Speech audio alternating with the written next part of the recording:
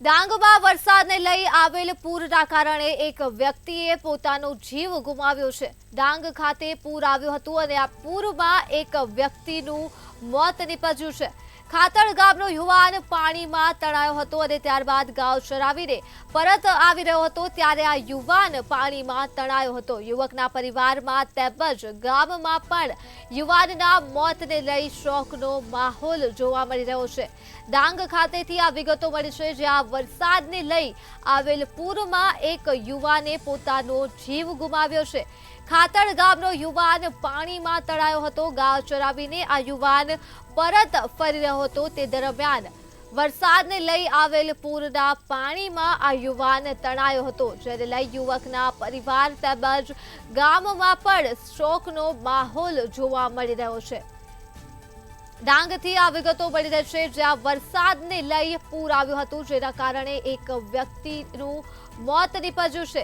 ખાતડ ગામનો યુવાન હતો જે પાણીમાં તણાયો હતો। આ યુવાન ગાયો ચરાવીને પરત આવી રહ્યો હતો ત્યારે તણાયો હતો।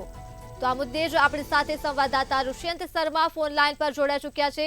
જી ઋષ્યંત, ડાંગ ખાતે એક યુવાન પૂરના પાણીમાં તણાયો છે, શું છે વધુ વિગતો? જી ચોક્કસપણે કહી શકાય ડાંગ જિલ્લામાં જે અવિરત વરસાદ વરસી રહ્યો હતો જેના કારણે જે અંબિકા અને પૂર્ણા જે નદીઓ આવી છે, જે નાના નાના કોઝવે તેમજ લો લેવલના બ્રિજો આવ્યા છે તે તમામ પાણીમાં ગરકાવ થઈ ચૂક્યા હતા જેના કારણે જનજીવન પણ ડાંગ જિલ્લાનું પ્રભાવિત થઈ ચૂક્યું હતું।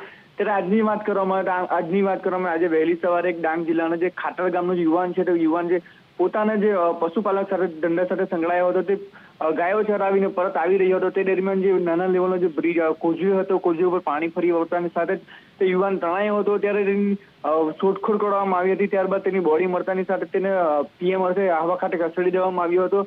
ત્યારે ક્યાંક ને ક્યાંક એક બાજુ પરિવારમાં પણ એક શોકનો માહોલ જોવા મળી રહ્યો છે કે જે યુવાન તણાયો હતો તેના કારણે પરિવારમાં પણ એક શોકનો માહોલ જોવા મળી રહ્યો છે। ત્યારે ચોક્કસપણે કહી શકાય છે ડાંગ જિલ્લામાં જે વરસાદ વરસ્યો હતો જે ક્યાંક ને ક્યાંક આફતનો વરસાદ હોય તેવું ચોક્કસપણે કહી શકાય છે। જી ઋષ્યંત, તમામ વિગતો બદલ આભાર। તો ડાંગથી આ માહિતી મળી રહી છે જ્યાં વરસાદને લઈ આવેલ પૂરમાં એક યુવાનનું મોત થયું છે।